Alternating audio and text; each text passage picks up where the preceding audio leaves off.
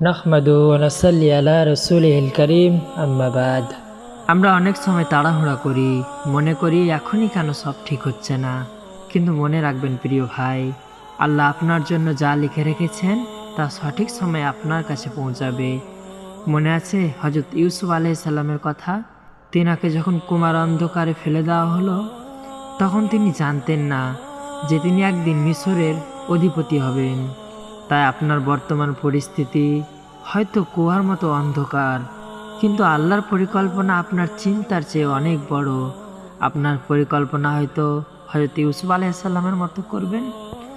প্রিয় ভাই আমার, আপনি কি দুশ্চিন্তায় ভুগছেন? আমি আপনার জন্য 3টি উপায় বলে দিচ্ছি। বেশি বেশি ইস্তেগফার পড়ুন, এটি আপনার রিজিকের পথ খুলে দেয়। 2, আপনি সালাত কায়েম করুন। কষ্টের সময় আল্লাহর সামনে সেজদায় গিয়ে সব বলে দিন।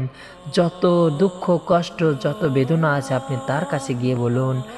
3, তাওয়াক্কুল, নিজের সর্বোচ্চ চেষ্টাটুকু করার পর ফলাফল আল্লাহর উপর ছেড়ে দিন। প্রিয় ভাই আমার, আপনি ধৈর্য ধরুন। মনে রাখবেন, আপনার চোখের পানি আপনার রব দেখছেন এবং আপনার মনের কথা তিনি শোনেন। ধৈর্য ধরুন ভাই, কারণ আল্লাহর ওয়াদা সত্য, তিনি কখনো মিথ্যা ওয়াদা করেন না। পরিশেষে বলবো, আমাদের ভিডিও যদি আপনাদের কাছে ভালো লাগে শেয়ার করে অন্যদের মনে সাহস জোগাতে সাহায্য করুন।